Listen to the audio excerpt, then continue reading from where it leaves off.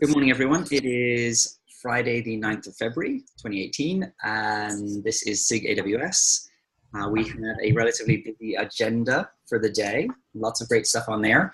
And so I suggest we jump right into it. A reminder that this meeting is recorded and will be put on the internet, and everything you say will be used against you. So with that, the first item on our agenda, Liwen, sorry, do you want to talk about the ENI plugin and how that's, or network provider and how that's going, and your topic? Okay. Good morning, everybody.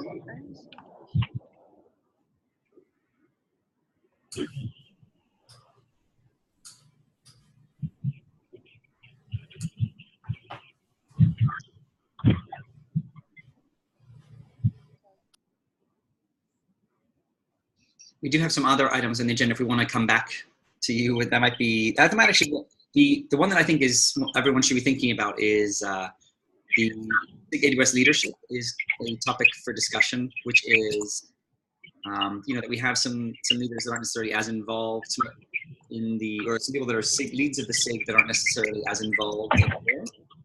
And maybe we could find some people that are more involved that would like to be leaders. And so if people want to nominate themselves or discuss who they would like to see nominate others, then think about who that would be. Leland, I don't know if your mic is... I have a quick question. Just about the leadership. Can you maybe go into sort of what that involves for the SIG? Absolutely. So the SIG, the leader of a SIG is a burden, not an honor. It confers no privileges. It is very important that it confers no privileges or anything like that. I think we're trying to avoid as a community falling into the anti-pattern of it being something that everyone wants to put on their CV, for example, or their resume, for example. So the responsibilities are to maintain order if such a thing is a problem, act as, I guess, compare or MC for what I'm trying to do right now and doing not the best job of. I think there are some communication type requirements so that, for example, during release planning of release features, making sure that we communicate up the features that we want to get into a release to the release team, and approving, when a last minute thing comes up. So for example, during the last release, AWS released C5, or one of the instances that needed special handling, and it came up just outside of feature freeze. And so we sort of, the leaders of the SIG coordinate, just triaging how important something is to the community and whether it needs an exemption from feature freeze. And it's almost the leaders, I think, make the final call. So it's that sort of, it's administrative. It is, and from other communities, we've seen a problem where when it's too big of an honor, that people want to create more SIGs so that there's more leaders and things like that. And so we're trying to avoid that. It's not supposed to be a position of great power. It is a facilitator type role. I think sorry. You're all muted now. Bob, we can't hear you. How about now?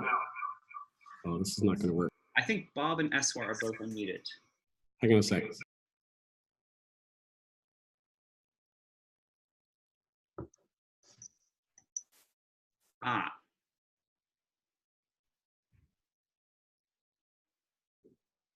Here, I'll tell you what, why don't I mute, Bob, you unmute yourself, and Eswar, I can mute you. There we go. Oh, there we go. Okay, you got it. Okay. We have plans to improve our room setup here for attending these meetings as a group. Clearly it's needed. So I was just going to throw in a couple of other observations. I think really good points about the more administrative nature of the role. One thing is giving SIG updates, like assembling SIG updates for the main community meeting is one thing. And then the other thing is typically at KubeCon or dev conferences, like trying to coordinate group meetings around that kind of event as well kind of falls into it. And I think that like it's certainly a good thing to have multiple people in the list anyway, because some division of labor across these different types of activities is pretty helpful. So since I see a steering committee member hiding back behind Chris, I don't know, did you want to add anything else, Joe? So I'm sorry for walking in late. I think it's up to each SIG to actually decide how they want to run things. I think that's kind of the position of the steering committee. I mean, we are trying to standardize sort of the interface of SIGs to the rest of the community, but sort of within that interface, I think it's up to SIGs to figure out sort of how they want to run themselves. The splitting of the roles is not necessarily a done deal. I think Brian's like, I don't see why we need this, but like, I think some other folks, like I personally think that separating out the tech lead from sort of the organizational lead, whatever we're going to call the thing, makes sense because some SIGs use the same people to do both roles, and other SIGs definitely split those things out. Also give more opportunity for people to participate and add value without necessarily being technical experts. So maybe you could encourage as an intermediate step, encourage it as a best practice as opposed to require it. Just a thought. Well, I think we've always said that it could be the same person that wears both hats. So there's no need that it be separate persons, but like, when it lists like who's playing this role, who's playing this role, who's playing that role, it can be separate names. I think that's my take on it. We're still discussing it and figuring it out and listening to feedback from folks. Thank you. So TLDR, we get to pick. Yes, and I think there was a nomination for Bob Wise. Yeah, I would definitely like to nominate Bob. This is my first time on a SIG call in several months after my long-lived time at Microsoft, where it didn't really make sense for me to join the Amazon calls, and now I'm sort of back in Amazon land again. So I would like to start recontributing to the SIG and helping out if there is a void that I can help out with. If there's not, then I definitely don't want to get in anybody's way. I think it would be, from my perspective at least, you were a wonderful contributor before Microsoft stole you away, and thank you, Joe, for liberating Chris. Yeah. Do what I can. And then, well, actually, let's be honest, Chris does what she does, so. And then I also think, like, obviously it would be great to have at least one member from AWS, employed by AWS. So I think if Team AWS, you decide that Bob is your representative, then I think that makes a ton of sense. I think Bob has certainly been active in the Kubernetes community today. With the conflict of interest and all, we want to second Bob be one of the leaders of SIG. I feel like we need to get Arun involved. We need to get a +1. Yeah, I mean, absolutely. There is no doubt about it. I would happily +1 it because Bob is actively going to be driving the EKS efforts here. And it's really important that one of us stay involved. Bob and we talk quite regularly. So I'm very happy for Bob to be the leader because a lot of these discussions, as I see, are very engineering driven. And since Bob actually has those resources as well, he has much better influence in terms of working with them. So absolutely, there is no doubt in my mind that Bob is the right person to lead SIG AWS here. Awesome. And if anyone else wants to nominate themselves or nominate others or do so privately, then feel free to reach out to, I guess, any of the three of us, Bob, Chris, Justin, on Slack or whatever means you want. I mean, it doesn't have to be whatever you feel comfortable with. I think is probably a good way to do it. I'd be happy to help with some of the scheduling stuff. I might be busy for the next month or so, but yeah, I would be happy to help out with scheduling in terms of the regular meetings. Awesome. Thank you, Micah.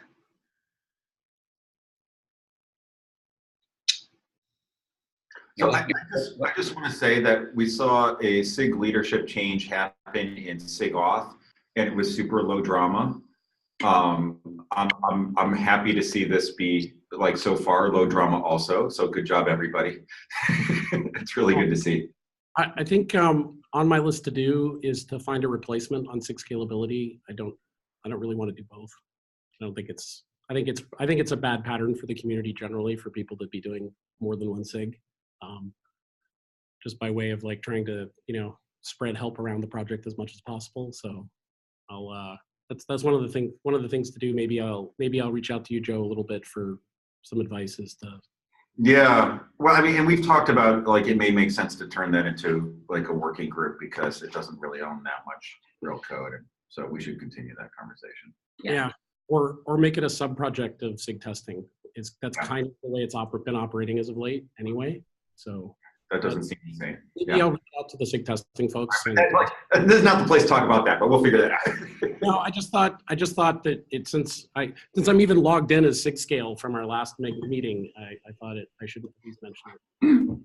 So that brings up a really good point, which is some of the clerical items as a SIG lead. I think the Google Doc was under my private domain. I think I own the calendar invite. We should sort of revamp, look at things like passwords, look at things like the Google Doc, and give like all of our paperwork kind of a once over so that it fits community standards.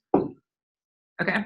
What is the standard on that? Because I'm sure you will not be surprised to hear that the SIG scalability notes and agenda are in my Google account.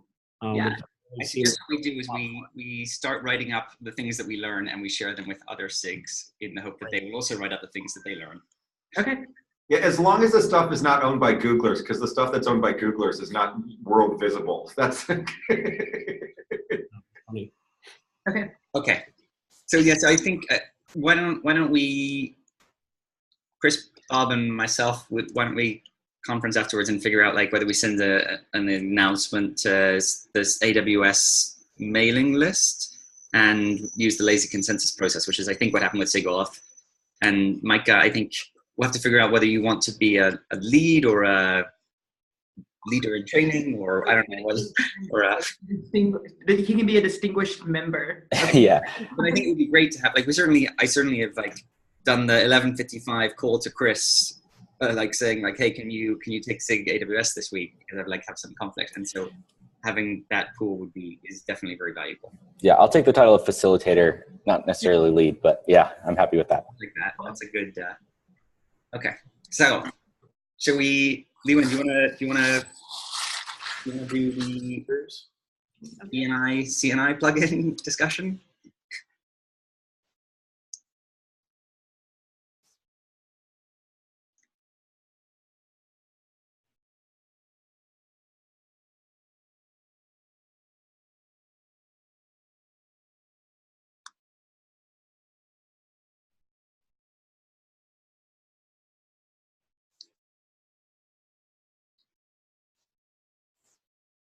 Everybody.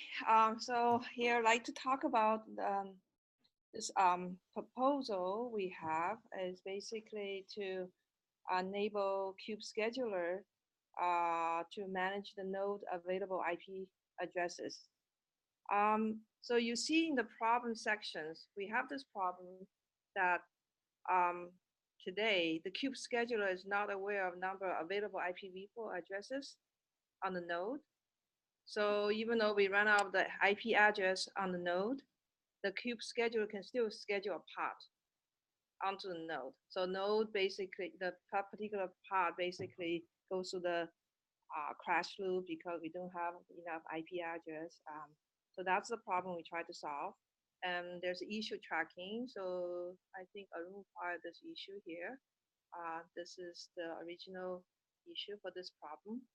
So the proposal we have here is basically we want to use the Kubernetes extended resources, which is support part of the Kubernetes 1.8 feature to enable the, to let the Kube scheduler to manage, to manage the resource of this particular resource. So we'll define a new resource name. vpc.amazon.aws.com/IPv4. And for all the pod which do not use the host networking, they will specify this particular one, the VPC IPv4 addresses to 1. And the schedule will do the accounting for these. And And here is a overview of the flow, how it works. The first thing is we're going to introduce a ENI IP controller component. What it does is it will watch the node object in the cluster. And when a worker node joins, and it will get a new new node notification. And then he will update the node resource based on the instance type. We know the maximum number of VPC addresses available for this node. It will update the node with this, for example, if it's T2 medium, it will say maximum it can support 15 IPv4 addresses. And then when the user coming, want to schedule a pod, what it does is the scheduler basically do the counting, and it will, if there's a node X have the space for still have available addresses, it will schedule a pod on node X. And meantime, it will update the node X to only have 14 available IPv4 addresses. So this is the overview. Any question on this part? Okay. And so are you going to use an initializer or a mutating admission controller to actually yeah, exactly. You come into the right spot. Yes. So what happened is today, all the pod, they won't have these particular spec. So how do we inject this? So the idea is we like to have a initializer. So basically for the watch for pod object or deployment object. So user specify a pod or deployment. We will get a notification, and the initializer will inject a pod, a small pod with this specification to.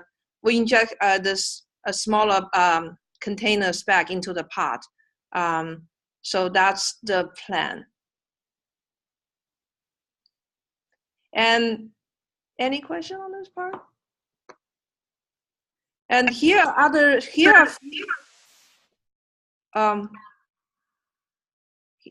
a few other alternative solutions considered, but we're not really going forward with those. I think the first one we went through, should we have a custom scheduler for this?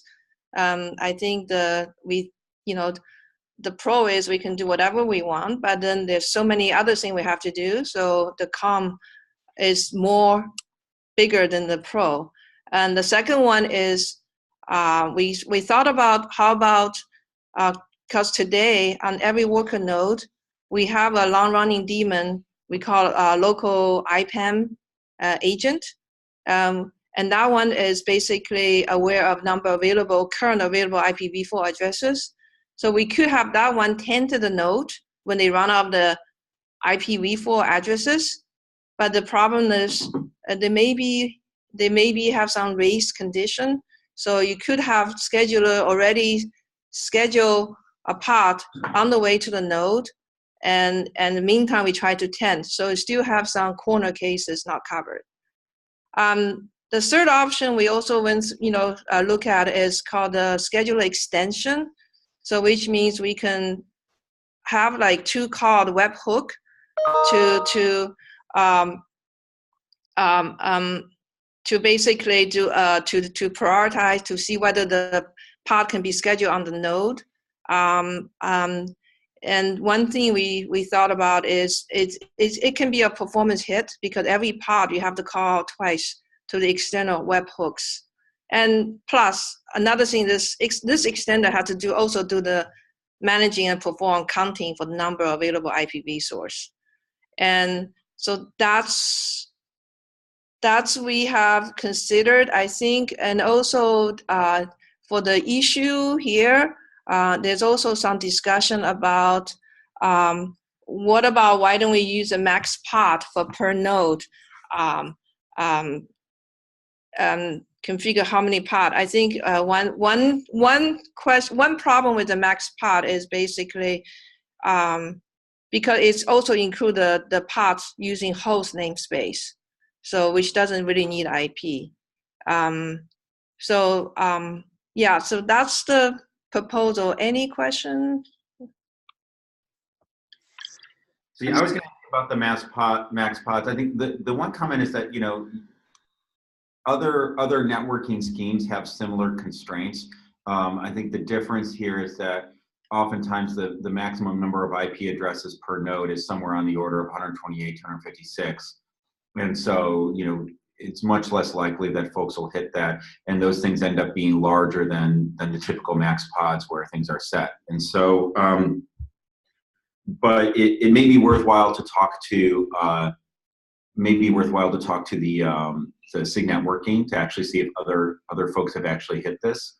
And there might be sort of common cause to make this be more of a, you know, well understood thing instead of, because especially, you know, when you have extensions that are AWS specific to this, that's great, and I think that works for this. But there might be a way to actually say, hey, let's just come up with the standard name for this extended resource. The other comment is that initializers are in alpha, and I think more effort has been going into mutable admission controllers these days instead of initializers. And that also could prevent, like, if somebody goes and tries to say change one of these resource requests or limits to 2, like I assume you'll like say, hey, like if somebody tries to set these things to like 10, you'll slam it back down to 1, or you'll reject that change or something like that. You can't do that with initializers, but you can do that with admission controllers. So you might want to look at using the mutable webhook admission controllers instead of initializers. Got it.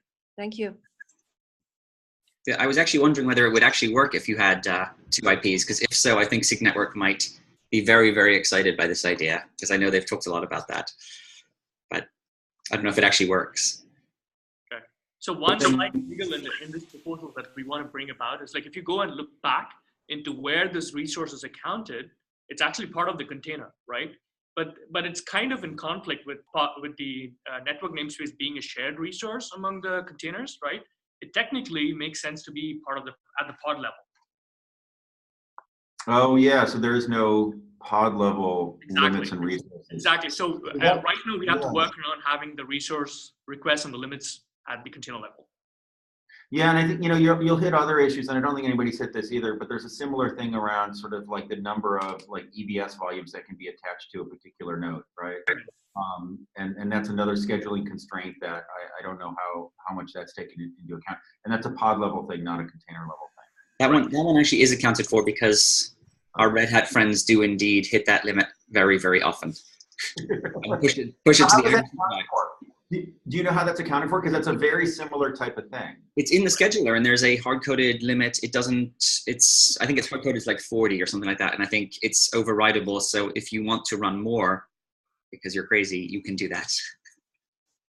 Okay, but it assumes that, so some of this is that, like, not all nodes are created equal, right? So some nodes can actually have more IPs, more EBS volumes or whatever attached versus others. So this really, you know, so I think it might be worthwhile to also talk to the scheduler folks, because they might be looking to be like, how do we actually sort of tear out this hack and go to something more general? Because there is this between networking and exactly. This problem is going to exist whenever there's actually a shared resource among the containers, right? And the definition today doesn't allow for that. So. Yeah, so I think, you know, this definitely seems like a sane plan to get things up and working right now, but it's definitely worth starting the conversations with those folks to see if there's sort of, you know, we can solve this for you know, everybody, and then maybe start looking at pod level limits and resources. Okay. And maybe if you want to get V1 going, you can make do with the pod per node limit and ignore the fact that like host network pods are inefficient, right? Right. Yeah, but the thing is that when you have like 16 or 15 IPs, extra IPs, every extra one counts, right? It's like, it's not like, you know, oh, I'm taking 3 out of my pool of 128, right? It's like, right. I agree. I also thought you were going to say when you have 15 or 16 SIGs that are like competing, then nothing is going to happen, right? So that's the alternate view, right? We're in a definite, like, nothing is going to happen tomorrow on this. Well, nothing. Tomorrow's Saturday, so, you know, but. If we're more done with the technical comment, I have a community-oriented question. You'll notice that we have this as a issue opened in the AWS GitHub, and I'd be interested as to the feedback from the group as to whether you would think it's a good idea for us to reopen this in Kubernetes, or does it matter? I think we're trying to be especially careful and watch our table manners, and I was a little unsure as to how this one would be perceived. So Joe, I'm especially glad you're here to give us some feedback on that. So I think it's totally, I mean, this is all in the open. This stuff is all like out there. Anybody can read it. I think that's, that's appreciated by folks. The solution here is very specific to the Amazon CNI plugin. And so that's totally great. I think, taking this and going to something like SIG networking or SIG scheduling, and I don't participate in those, so I don't have a lot of deep knowledge there, and saying like, here's how we're looking at solving this for us. Is there a general problem that we can help with? And if people are like, yeah, that's great, then it may be worthwhile to put together a KEP or a design doc and work through there. And you can just like copy and paste a bunch of stuff over. But like, I think here's like, we're trying to use the extension mechanisms, but we think that we can do some number one is the same because we'd like some advice. And number two, is there things that we can do to actually help everybody out of this? And I think that would play really well, or at least I don't see why it wouldn't. Great, thank you. Yeah. So it sounds like maybe bringing it up with SIG scheduling or SIG network. Pointing. Yeah, we follow with those six actually. That's great, and I think yeah, good work. Looks it's a tricky problem, and it's a creative use of the constraints, and I love it. Yeah, and the pod level resource things is very interesting, and yeah, the volume comparison. We could certainly do better in volumes as well. I can see how this gets solved. Yeah, I would definitely call out the comparison to the volume stuff, because I know that GCE has constraints on the number of PDs that you can attach to a VM also. And that actually also brings us nicely into the next topic on the agenda, which is it is under GitHub/AWS, and in yesterday's community meeting hangout, there was the steering committee, and Joe, do you want to tell us what the steering committee has proposed or suggested? All right, so there's two things that are going on here. So the big one is, well, there's two, they're both big. So the first one is that we've been trying over time to actually better align our code structure with our people structure. So one of the overriding goals is we want to make sure that every piece of code that's as part of the Kubernetes project has some sort of owner in terms of a SIG, and sometimes those mappings are obvious, other times they're less obvious, and so we're trying to get a clean map of this, and we want to essentially make this be bi-directional between stuff in the community repo and stuff in owners files. There's a first cut at this, but I think there's need for SIGs to actually claim ownership of all the sort of bits of code that are spread across all the orgs and repos. So that's thing one.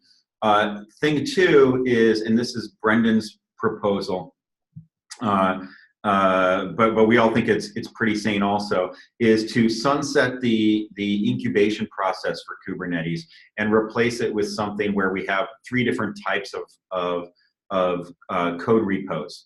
There are things that are in the Kubernetes organization that are core to some definition of core. We're going to hold those things to certain standards in terms of the sort of rights and responsibilities and automation and stuff like that. We're not going to take anybody out of that organization, at this point. This is really all about moving forward. So we're not going to go through and try and totally rationalize everything. So that's the first thing is the things that are in Kubernetes. Typically, those things will be things that go into the main Kubernetes release and tooling and stuff around that. That's kind of a fuzzy thing. A SIG architecture is the ones that are going to approve. I'll get you like literally 10 seconds. Okay, can I finish this thing here? Okay, yeah, sorry. Life at a startup, Craig needs it. Okay, so the SIG architecture is the one that's the folks that are going to approve new projects in the main organization. The next thing is that we have this new org called Kubernetes SIGs, and and any SIG can create new code there if they want to, as long as it has the CLA and the code of conduct and that type of thing going on there. And there will be some marking, I believe it was be prefixed with the name of the SIG on the repo, so there's a clear mapping to who owns what there. And then the third thing there is what Brendan was calling associated projects. I don't know if that's the best name for it, but an associated project is essentially something in the community that wants to use the CNCF CLA just to sort of smooth over contributions. But there's no sort of endorsement applied, and there's no sort of ownership of the project over that thing. Along with this, there's this general idea of sub-projects. So we're going to encourage SIGs to actually create structure under them, which is like sub-projects, and then those can map to those repos also. All right, so cloud providers would stay core. I think that's a separable issue. I think I'm not totally up on that, but I think right now moving those things to, well, obviously the cloud providers are owned by the cloud-specific SIGs at this point.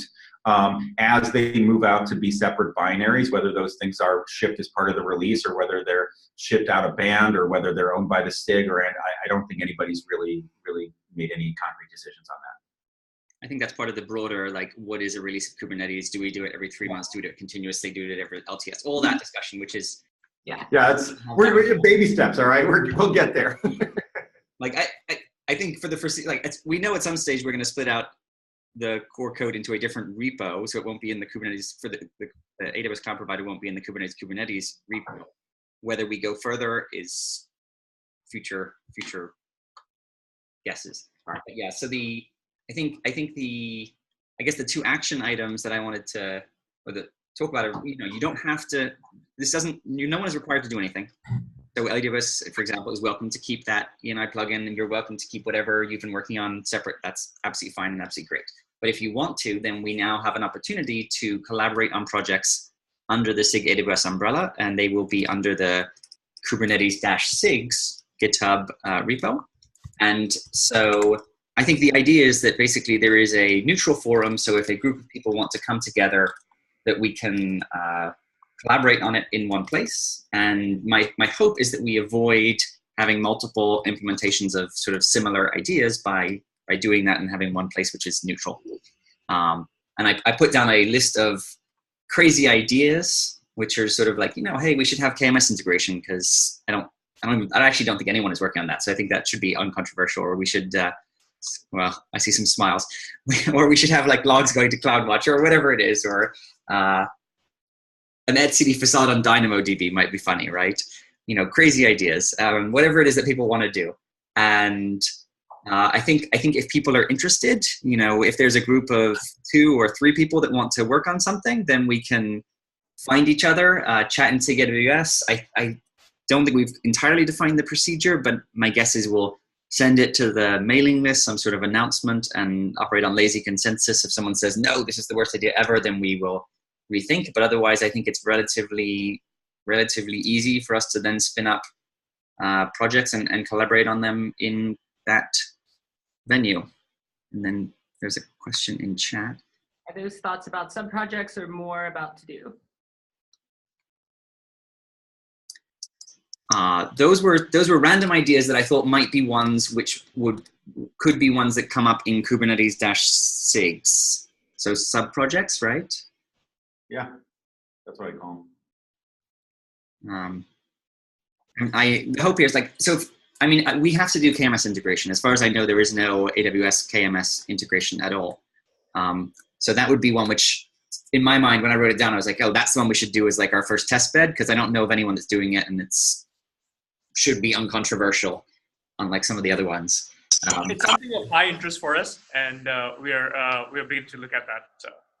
Cool. So maybe this would be a great one to try it out on, and I think that extension point just landed, right? This is the gRPC KMS stuff. I don't know when it landed, but yes, my understanding is they pulled out the GCP KMS provider, and all providers are now out of tree, and there is no AMS KMS provider. I think it's a success story that like we pulled the ripcord a little bit and said, no, like the extension point should exist instead of just sort of dribbling in a bunch of exceptions. So it was a little bit painful to see that go through, but I think it's the right thing, and it definitely benefits the AWS integration. So that's why I don't know whether you have someone actually working on this that might want to take the lead on this. I would love to participate in it. I'm happy to lead if need be, but otherwise, we'll begin socializing as soon as we have something to put out. So. Okay, well, cool. And if anyone else wants to do that, then that would be great. And I don't know if anyone else has any other projects that they see would be a natural, like one of our first group of sub projects, but socialize it in Slack here or even on the mailing list. Is there any way we can come up with like a formal like SIG AWS inception style process for these project ideas?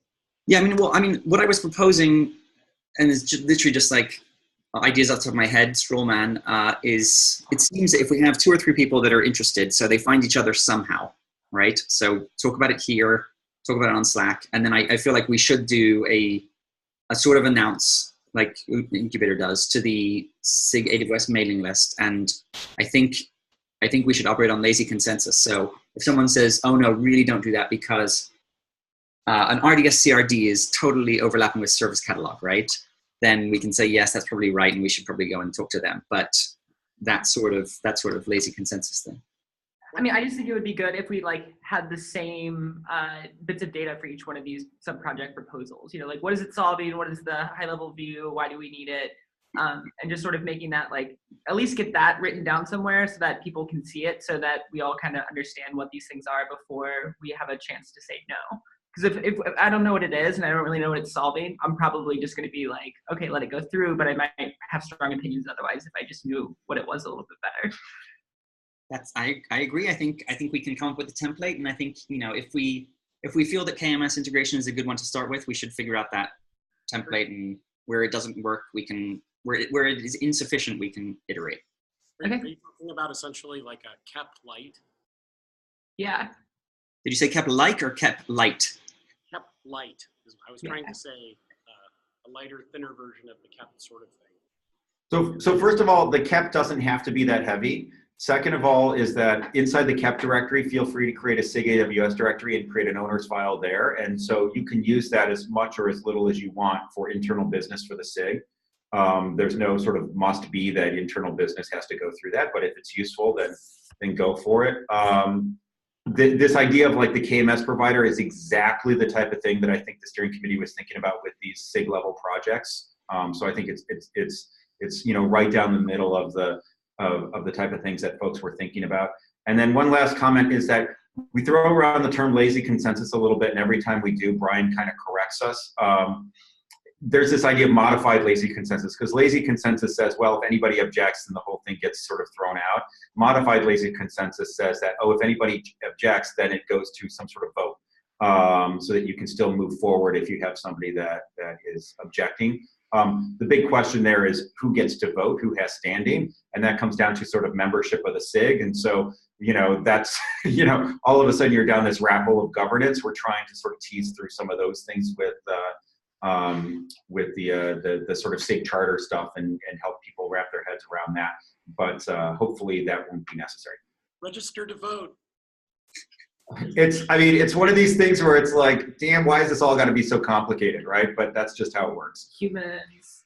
It's also why I think we should start with one that is hopefully less controversial. Yeah, and I don't think anybody's gonna get super upset about this stuff. Okay, so we're gonna put a proposal in the kept directory, and we're gonna make a subdirectory for SIG AWS then. Cool. Sounded like the right way to do it, for sure.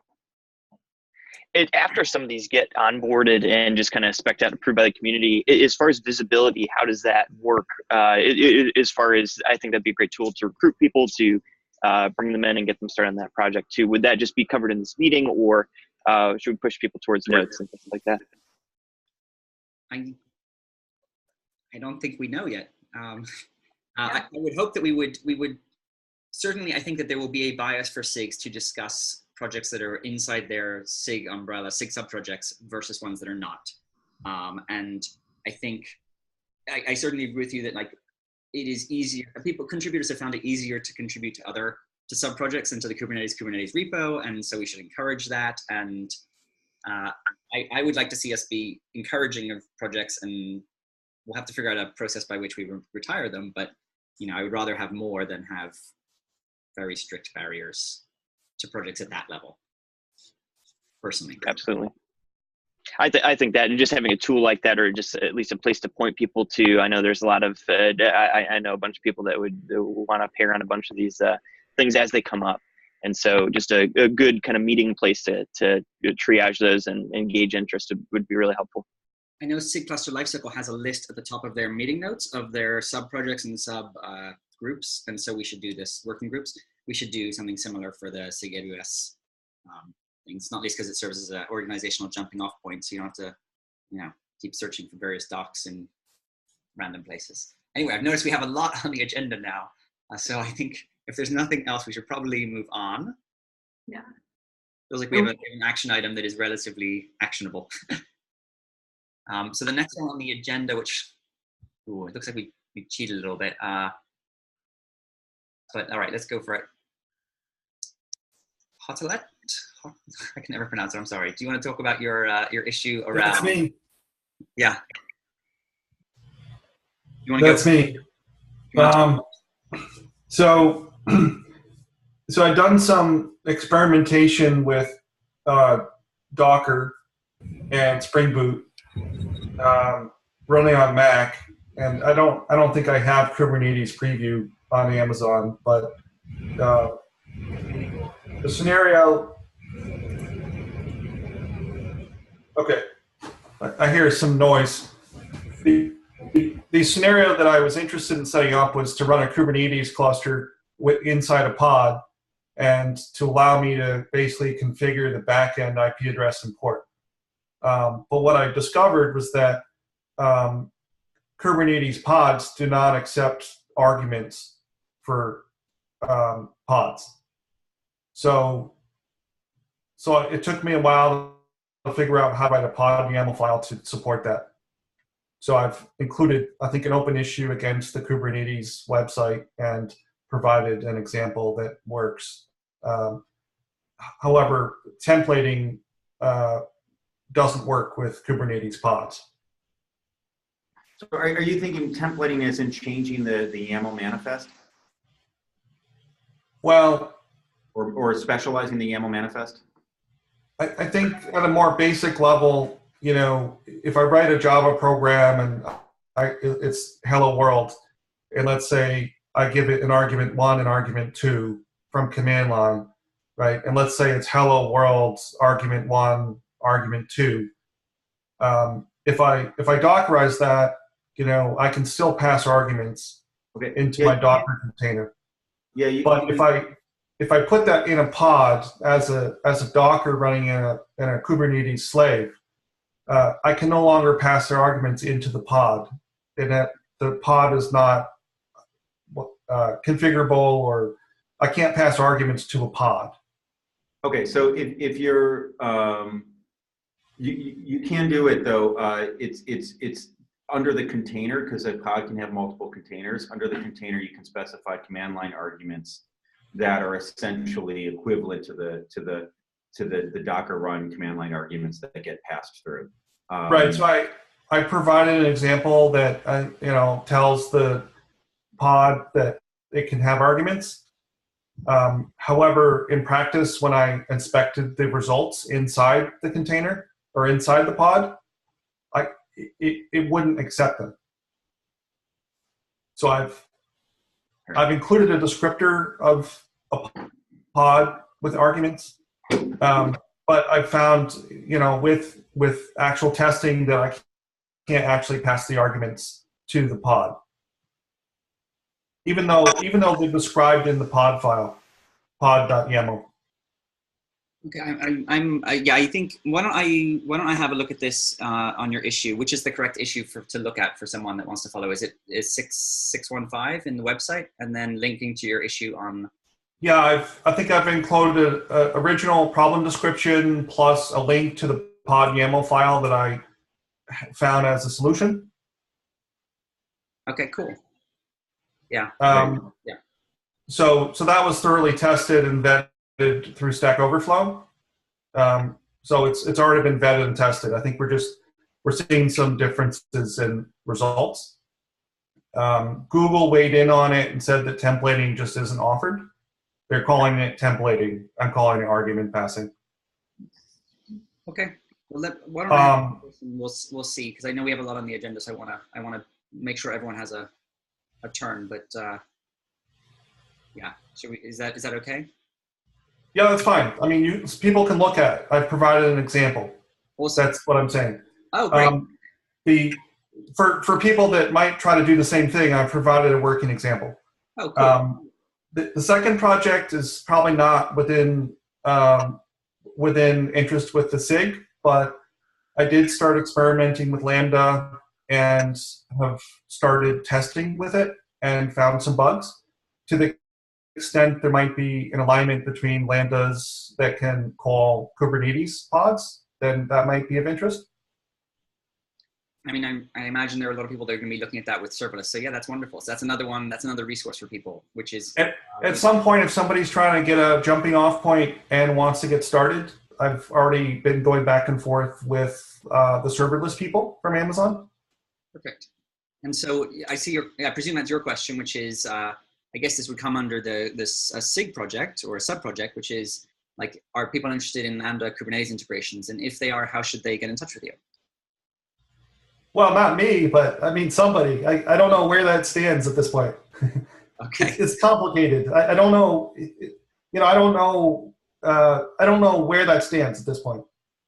I mean, there's definitely a lot of people doing serverless on Kubernetes itself. I don't know if anyone's doing Lambda with Kubernetes. I think that's what I'm suggesting. Maybe in the future that might happen. I just don't know yet.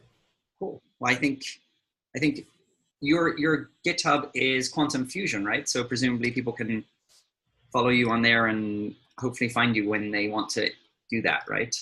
Do Lambda with Kubernetes. Well, I'm not that far yet. I mean, I think maybe in the future, there may be a connector to launch a Docker container or pod in EKS from Lambda. I just don't know what that would look like yet. Okay. Justin, in the name of time, can we move on to the next agenda item, please? Yeah, I think that makes sense. I think that, that this is, I don't think anyone knows, it seems. And so I think you might be the furthest along. And if there are people that also want to do this, I think they know how to get in touch with you. So thank you for those resources, though. That's great. So the next item on the agenda is from Bryce. Assume IAM role, public service announcement. All right, can you hear me? Oops. We can, yes. We hear you. Great. All right, can you hear me now? Yes. All right. So I already sent out a issue and a doc to Slack. So I got lots of people read it. Micah, thank you, and a few other folks.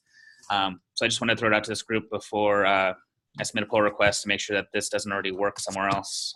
Being able to explicitly specify an IAM role that we use to talk to AWS.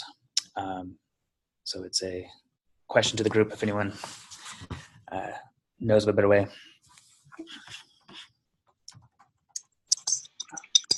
I think you can do, I think you can do the environment variables thing, but as you say, then they have to be sort of hard-coded, or as you say, I think this sounds like a great thing to do. I think something that I've had in mind for a while is if we get the IAM integration working nicely, I think it would be cool to give, in general, not just for what I imagine is your particular use case, but in general to give different IAM roles to the different parts of the control plane. So API server doesn't need the same IAM roles that the controller manager has. And this, I guess, would be a subcase of that, although a slightly complicated one, because I don't know exactly how cross-role works with this. But yeah, with what I'm proposing, essentially it's a change to the cloud provider.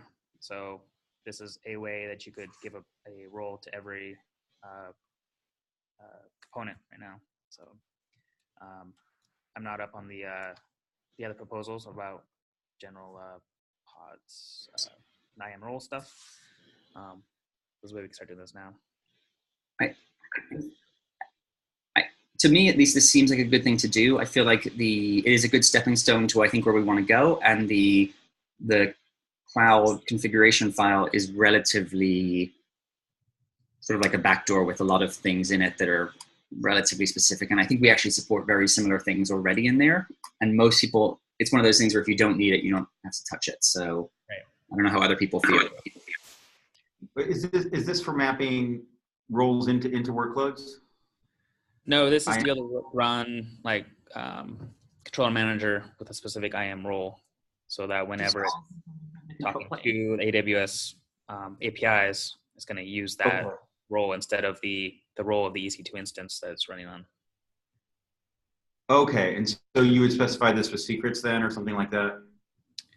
You just need to pass in the name of the role. So as long as where the account where it's running, as long as it has permissions to be able to assume that role, then it assume that role. Okay. Do a role-to-role assumption there. Mm-hmm. Okay. And we actually already have support for like running the control plane in a different, I think, account. But we certainly have this. But I think currently it relies on you passing in the hard-coded access key or the static access key and secret access key. And so this would be an improvement over that. It's existing functionality that we are making more secure and easier, and it's not required. So, quick question about this. Technically, if you wanted to and you were using something like Kube2IAM, you could, if you were running the controller manager in a pod itself, you could do this sort of thing already, but Kube2IAM would be doing it for you. This is just introducing that sort of STS functionality into the controller itself. Yeah, I think that would work as well. I didn't specifically look into that. Off the top of my head, it seems like it would work. So just a service announcement sort of on this auth stuff, there is work going on with sig-aws and the Container Identity Working Group to provide ways to get more secure JOTs, and there's be a new JOT API being added that also let you specify the audience. So that's going to be a more scoped way to actually be able to authenticate and create some equivalency between, say, a Kubernetes service account and something like an IAM role. It might be an alternative or sort of a evolution of what Kube2IAM is. So I'm happy to point people in the right direction there if they're interested. Yeah. Okay. I'd like to see that. Thank you. Can you send it to me? I'll add it. Try and find it, yeah. Okay. But I don't think anyone has any objections to this functionality. It's not going to be huge, right? It's going to be like 50 to 100 lines of code, right? Yeah, it's small. Yeah. So I think I certainly think it should. I think it sounds like a great idea, and I'd love to see it go in. I think we do want to get to the Kube2IAM and DWIT integration, or tighter DWITs and that are integrated, but I think this is a stepping stone along the way, maybe. Would this be a new command line flag to the controller manager, or would it be an environment variable that you would be picking up this off of? No, this is the cloud provider config file. Okay, yeah, well, that's an opaque blob to everything else, so yeah, it seems totally reasonable. I mean, yeah. Most people don't touch that things, and it yes. So yeah. Great, thanks everyone. And I think we have one more item. Oh, Chris, we have one more item in the agenda: code inventory. Yes. So, in the name of writing these KEP lights and just understanding what the SIG is currently responsible for, can somebody, I'm happy to do this, but before the next meeting, come up with a spreadsheet or just a repo or some way to start tracking all the different bits and pieces of code that the SIG could potentially be responsible for, so we can start understanding who's owning it, who's in charge of it, and just mapping out what we're responsible for. Yes. We could also just send PRs to grab code, right? So what do you mean to grab code? Is the output of this that we put it into the owner's file of the various repos, or what is the next step after this? Whatever we want to do. I just want to know, like, at a glance, what projects, subprojects, bits of code is the SIG responsible for, and who's kind of like in charge of those bits of code, or who has, as a stakeholder. Everything from COPS to the cloud provider to like the VPC demo for the CNI provider we just saw. Like, who owns those? Does the SIG care? Is that our responsibility? Is it not? Oh, like an inventory of all all AWS code. That may be large, but okay. I just think like we don't know until we actually go through and start tracking it, right? I think that is a cool idea. Yeah. If you start a doc, or why don't we figure out where we should start the doc that is appropriately owned, and then we can encourage people to add their projects into it. And it would be nice also to reflect the structure, right? The associated SIG subproject and core code thing, and we can also include links to projects that are not even associated, although we should be careful about that. But yes, if we start with a spreadsheet or a shared doc or something, I think that's fine. I think maybe this is more of a pet peeve, but I've found that the dependence on spreadsheets for things like spreadsheets that are managed external to the project for things like the release stuff has been pretty like hard for people to find, and then you have to like go through permissions dances and all this sort of thing. I would want, for one, like really strongly vote that this be something we do PRs against, to do updates. Maybe the draft we can like collect in the first pass, but I would really love for us to see it live properly in a project where we can PR it. Agree. So on the next call, I propose like a more formal solution, and we'll go from there. Yeah, I also think the spreadsheet would be a great way to get started, because a million small PRs are painful, but I think this is good. We're losing our room here. I have to go. We all have to go. All right. Well, I think we are at time anyway. So unless anyone has any last minute items, then we will see you all in 2 weeks. Great. Thank you. Thanks, everybody. Thank you.